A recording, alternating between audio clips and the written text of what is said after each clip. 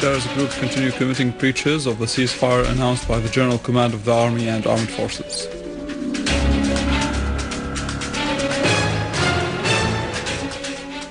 Gatilov says that the West hinders the condemnation of the terrorist operations in Syria. Scores of Iraqis, including children and women, are killed or wounded in separate terrorist attacks.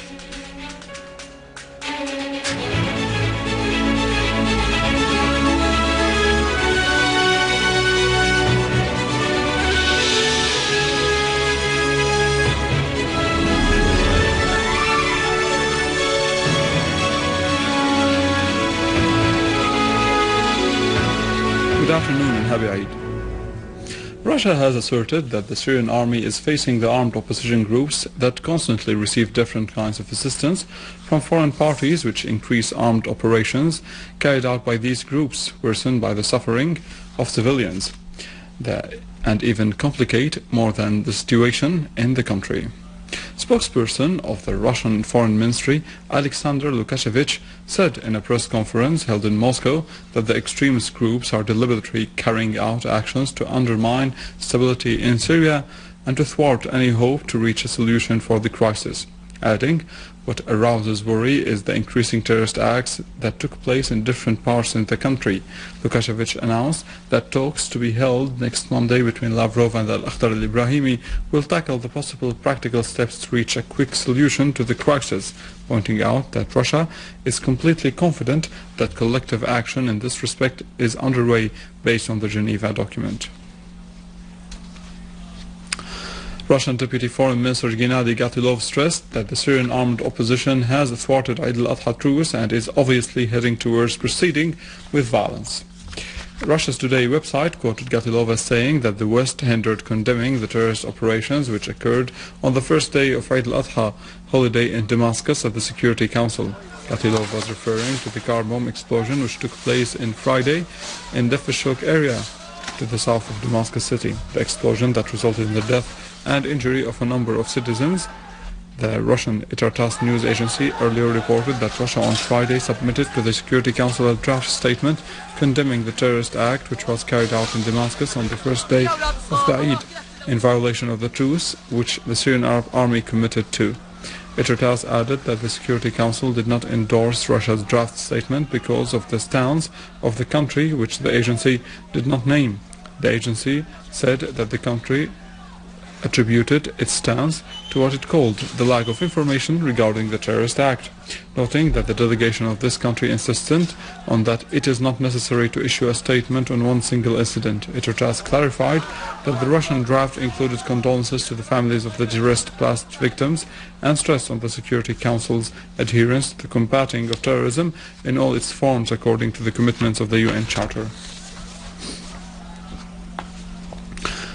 Russia presented last week a draft statement condemning the terrorist act which took place on October 21st in Bab Touma area in Damascus, in addition to another draft statement welcoming the initiative of the UN envoy to Syria Al-Akhdar al-Ibrahimi on a truce in Syria during Eid al-Adha. Only the latter was adopted by the Security Council.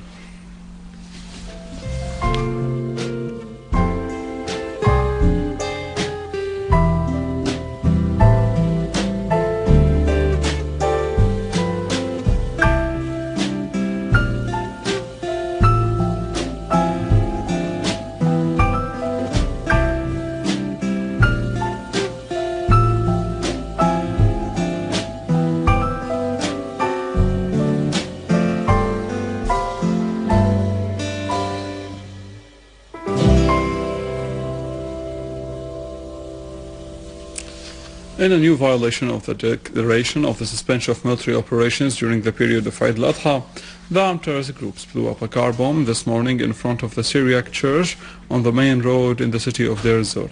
The explosion caused great material damage on the church's facade.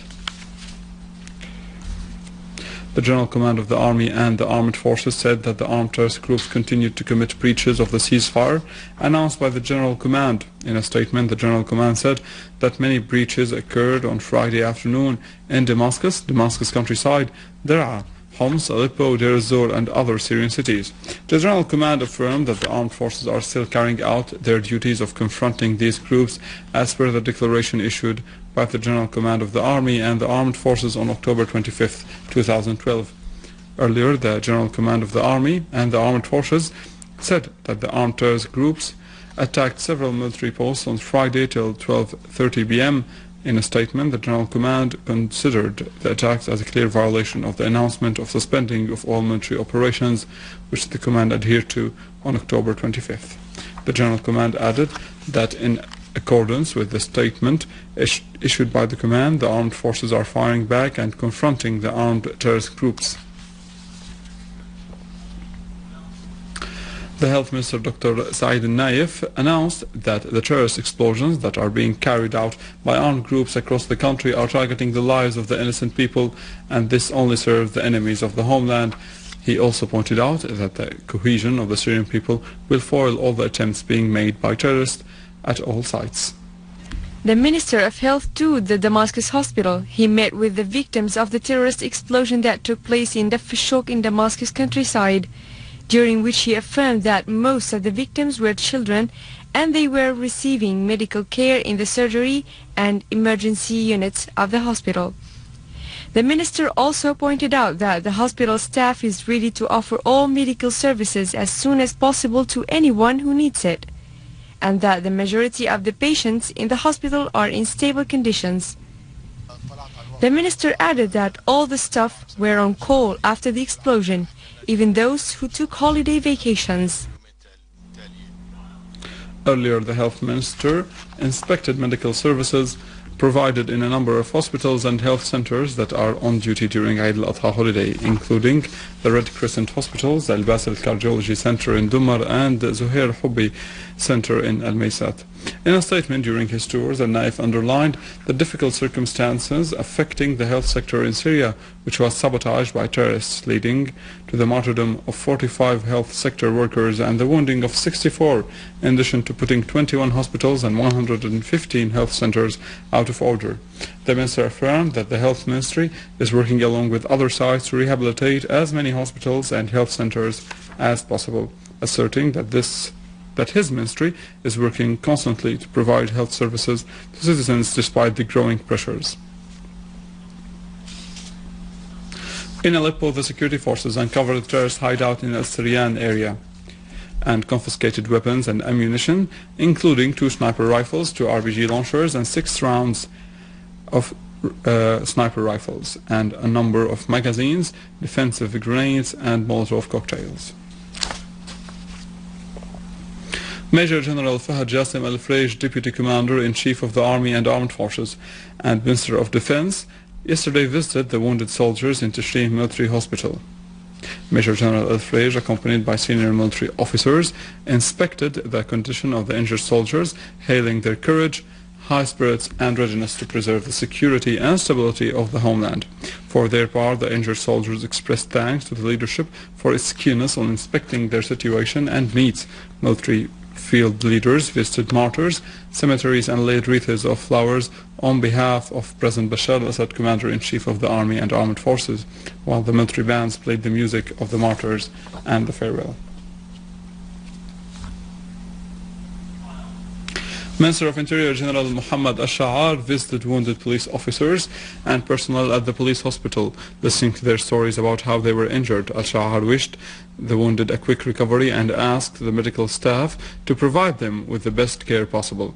The minister also presented gifts to the wounded policemen. Al-Sha'ar also inspected work at several police stations in Damascus, stressing that the growing task and burdens call for more hard work, calling on officers to be a role model in behavior and professional conduct. The minister honored a number of officers for distinction in carrying out their duties.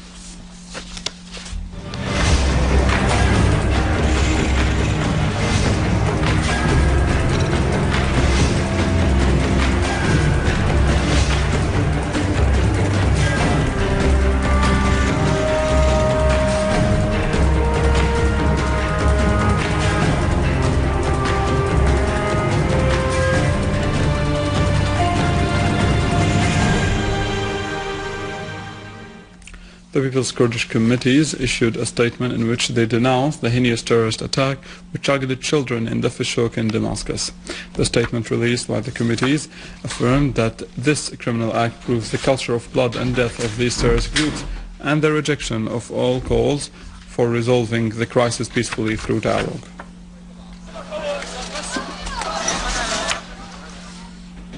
Minister of Information Omran al-Zabi stressed the importance of media cooperation between Syria and Iran to reflect the historic relations between the two countries. During his meeting with the General Director of the Iranian news agency, Sayyid Nizamuddin Musawi, al-Zabi highlighted the importance of communicating through all means between the two sides to discuss the issues of mutual concern. Mr. al-Zabi stressed the ministry's readiness to cooperate with the Iranian media outlets, particularly as the Syrian media institutions and infrastructure are suffering from attacks from the armed terrorist groups. For his part, Musawi said that Fars News Agency will exert efforts to convey the reality of the events in Syria to the Iranian and world public opinions, adding that the agency has offices in 30 countries and has good relations with international news agencies. In Iraq, at least 15 people were killed and more than 40 wounded, among them women and children, in a series of terrorist attacks that targeted different parts of the country. Security and medical sources pointed out that at least 5 people were killed and about 12 others wounded by an explosive device that was attached to a bus in Attaji area. In another attack, 5 people were killed and about 13 others wounded in a place in a courtyard for children in Al-Ma'amil area in As-Sadr city, while in Al-Mosul 5 people were killed and other 10 wounded in sporadic attacks that targeted houses of citizens in different parts of the city. In At-Tos district, 8 people were wounded in an explosion of a booby-trapped car close to a building under construction.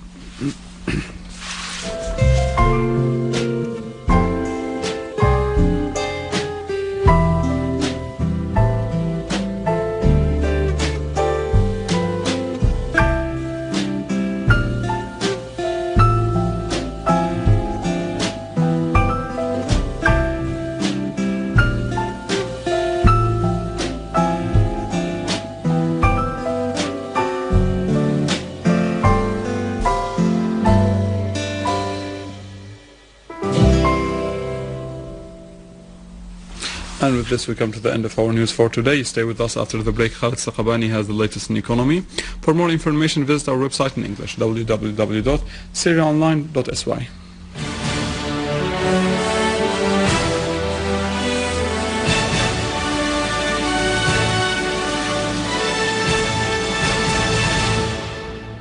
Ladies and gentlemen, good afternoon. The Prime Minister, Dr. Wael Halaqi, said that the extensive efforts are being exerted to develop these service institutions with the aim of meeting the expectations of the Syrian people. During a visit to the Muassat and the Children's Hospital, Al-Halaqi added that the health institutions are ready to provide first aid and health services at all times. Premier Halaqi also toured the city of Jaramana and Damascus's countryside and visited several service institutions, including the bakeries, public food stores, and electricity stations. Al-Halaqi said that there are reserves of the raw materials that are sufficient for the bakery's needs, adding that the prices of the food are cheaper. He also met with popular and religious bodies in the city. The Directorate of Water Resources at Al-Hasaka Governorate announced that the project for dragging water from the Ras Al Ain area to Al-Hasaka will be connected to the grid by the end of this year. More in the following. The project of dragging the water from Ras Al Ain wells to Al-Hasaka is in its final stage, as the government is interested in implementing it. It took them 2 years as they were working on this project due to the economic sanctions on Syria, in addition to the current circumstances, which delayed transporting equipment to Al-Hasaka. We can say that we got past the difficult stages in implementing this project. The major pipeline, which is 65 kilometers long, has been implemented in cooperation with the military housing company. The company also announced that the agrarian pipeline from the wells to the pumping station are about 50% completed at a cost of 50 million Syrian pounds, and we expect to end implementing them by November. This project is very important because it will provide huge amounts of water to Al-Hasaka Governorate and its countryside. Moreover, it will solve their problem of the water shortages in the city. Oil ended the week high, supported by reports about the production problems in the North Sea and in Nigeria, in addition to the rising U.S. refined products due to the dangers that threaten the refining industry in the eastern coast because of Hurricane Sandy.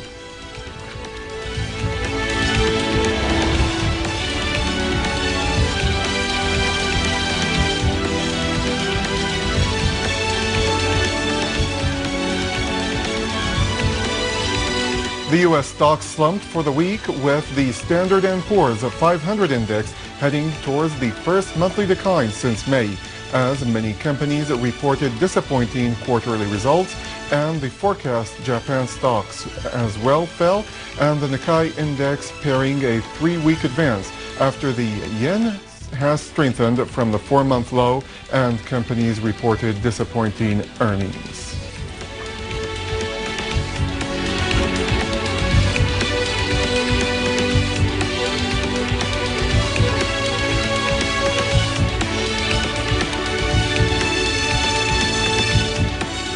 The gold traders were the most bullish in the 3 weeks as the investors in bullion holdings are up to a record. This is due to the mounting speculation that the central banks will add stimulus to spur the economic growth.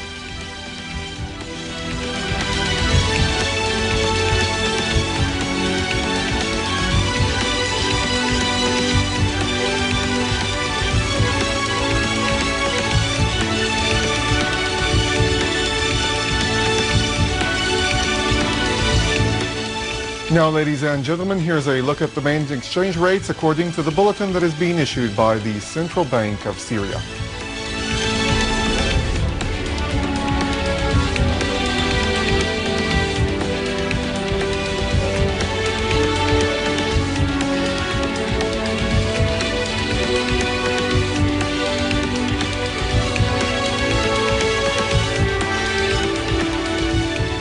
With this, ladies and gentlemen, we have reached the end of our news bulletin for today. Thank you for joining us.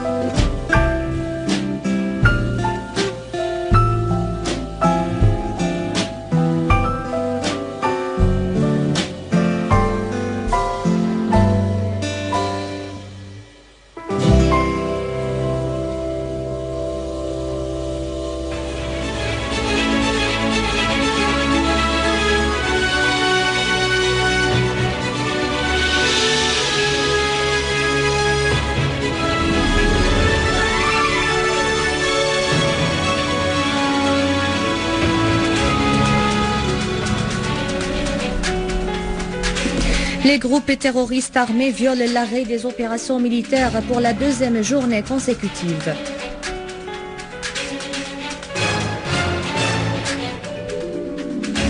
Gatilov, l'Occident a entravé la condamnation de l'attentat terroriste qui a eu lieu à Damas. Des dizaines d'Irakiens, dont des femmes et des enfants tués et blessés dans une série d'attentats terroristes sporadiques.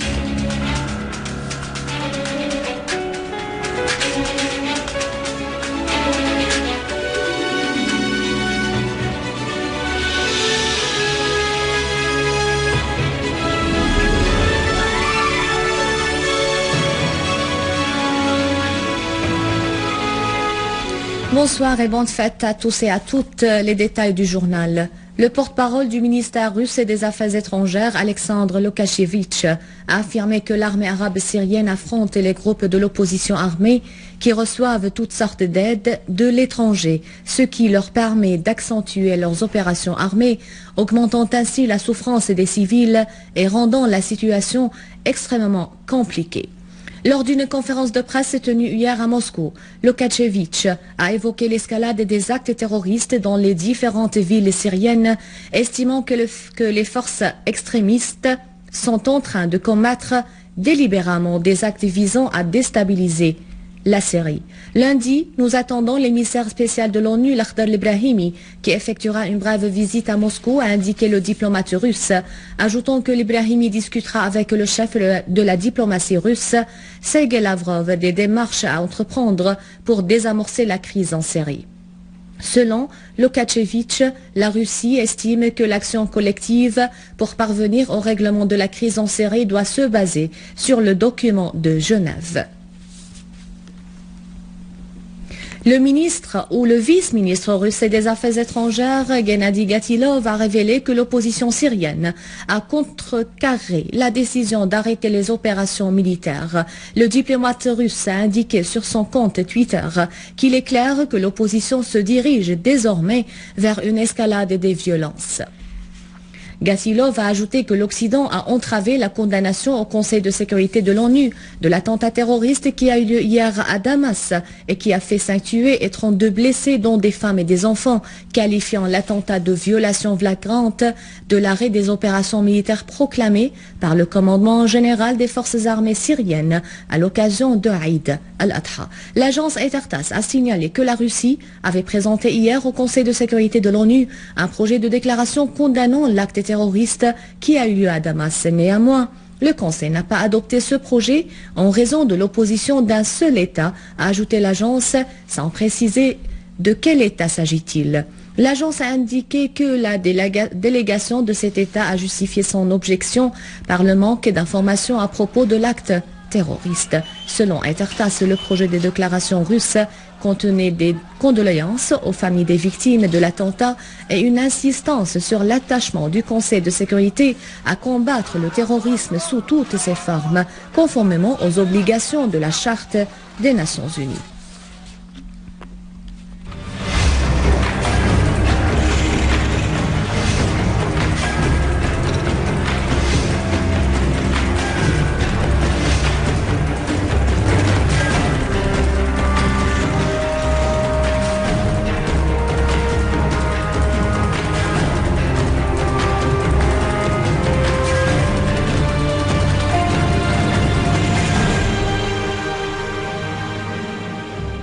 Dans une nouvelle violation flagrante de l'annonce de l'arrêt des opérations militaires auxquelles s'est engagé le commandement général de l'armée et des forces armées, des groupes terroristes armés ont fait exploser une voiture piégée devant l'église syriaque de Deir ez-Zor dans l'est de la Syrie, causant d'importants dégâts matériels, notamment à la façade de l'église. Le commandement général de l'armée et des forces armées a affirmé dans un communiqué que dans une violation flagrante de l'arrêt des opérations militaires proclamé par le commandement le 25 octobre, les groupes terroristes armés ont attaqué hier plusieurs positions militaires dans la banlieue de Damas, à Alep, à Daraa, à Deir ez-Zor et à Homs. Dans la banlieue de Damas, des terroristes ont attaqué à 14 heures les points de contrôle de l'armée syrienne dans les régions de Arbin, Haras Taqaboun, Haramli et Dabagat. À 15h30, des terroristes ont lancé une attaque contre un bus militaire sur la route de la Rocade Sud. À 16h30, un groupe terroriste a tenté de s'infiltrer à partir des territoires libanais vers la Syrie. Les gardes-frontières ont essuyé des tirs dans la région de Assal el-Ward.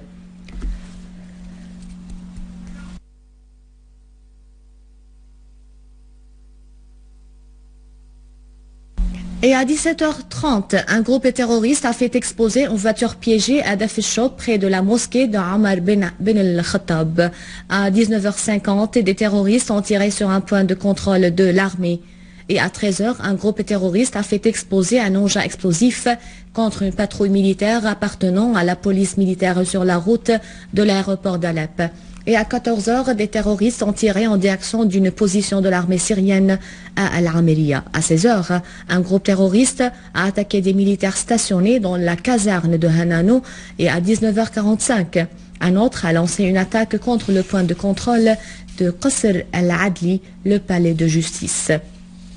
Et dans le gouvernorat de Daraa, une voiture piégée a explosé à 15h50 devant le point de contrôle Al-Mahatta. À Derzor, des terroristes ont tiré à 16h05 en direction d'un point de contrôle à Siouf et contre les points de contrôle de Halabia, Tadrib Jami'i et la région d'Al-Misbah vers 16h10. Et à 16h20, des tirs ont visé le pont de Siasia et le rond-point de Rassan. Aboud.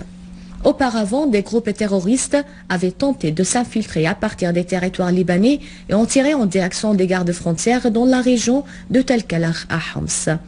Le commandement général de l'armée et des forces armées a affirmé que l'armée et les forces armées ripostent à ces violations là où elles se produisent.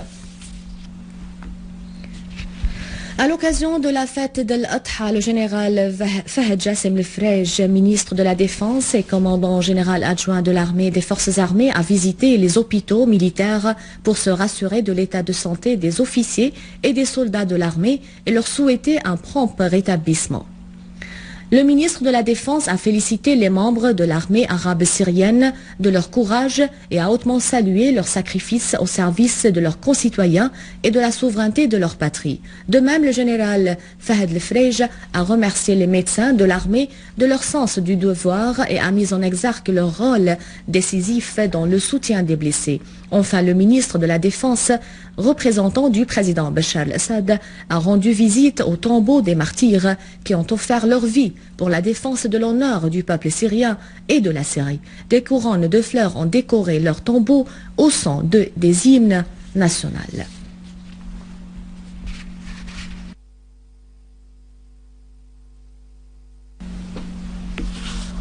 Et le ministre de l'Intérieur, Mohamed Sha'ar, a inspecté hier l'hôpital de la police à Harasta et a rendu visite à plusieurs officiers ou policiers blessés dans les attentats terroristes au cours de leur service national. Le ministre Sha'ar a demandé au corps médical leur plus grande attention envers leurs patients en leur souhaitant une convalescence totale et le retour rapide à leur domicile et à leurs devoirs envers leur pays. De même, le ministre de l'Intérieur a inspecté plusieurs commissariats de la capitale. Il a offert son appui et son encouragement aux officiers et policiers durant cette crise qui nécessite plus de vigilance dans l'application des lois et la sauvegarde de la sécurité au service des citoyens. Et le ministre de la Santé, Saad El-Naïf, a rendu visite à plusieurs centres sanitaires hier à l'occasion de la fête Al-Adha. Le ministre El-Naïf a inspecté l'hôpital du Croissant Rouge, le centre de cardiologie Al-Basel et le dispensaire Zuhair Hobby pour contrôler les divers services de santé publique. Le ministre a discuté avec les malades, notamment des soins offerts aux victimes des agressions terroristes. Il leur a exprimé ses vœux à l'occasion de la fête Al-Adha, en leur offrant quelques présents symboliques et en leur souhaitant un recouvrement rapide.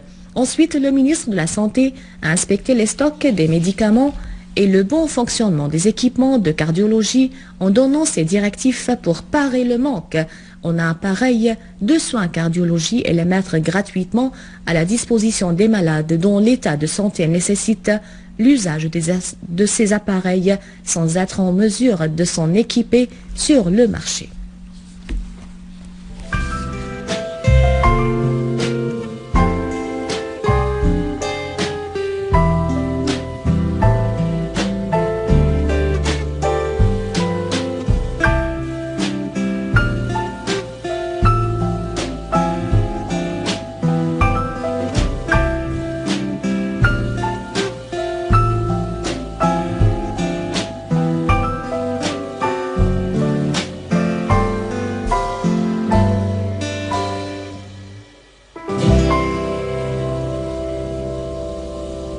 Et en Irak, 15 personnes, dont des femmes et des enfants, ont été tuées et 40 autres blessées dans une série d'attaques terroristes visant plusieurs localités du pays. À Bagdad, dans la localité d'El Taji, 5 Irakiens ont été tués et 12 autres blessés dans l'explosion d'une charge plantée au bord d'une rue. Une autre attaque a tué 5 citoyens irakiens et a fait 13 autres blessés dans une place consacrée aux jeux d'enfants à l'occasion de la fête Al-Adha. Dans le quartier El-Ma'amel, dans la banlieue de Sadr, près de Bagdad également, au nord du pays, 5 personnes ont trouvé la mort et 10 autres blessés dans des attaques qui ont visé des maisons dans différents quartiers de la ville.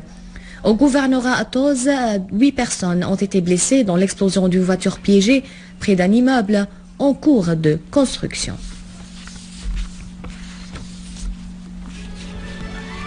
À la fin de ce journal, un rappel des principaux titres. Les groupes terroristes armés violent l'arrêt des opérations militaires pour la 2e journée consécutive.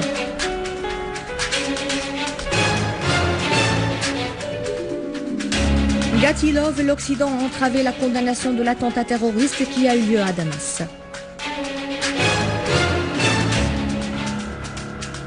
Des dizaines d'Irakiens, dont des femmes et des enfants tués et blessés dans une série d'attentats terroristes sporadiques. À la fin de ce journal, je vous remercie pour votre fidélité. Je vous rappelle, n'oubliez pas de nous suivre sur internet syriaonline.sy pour revoir ce journal et davantage d'informations. Au revoir.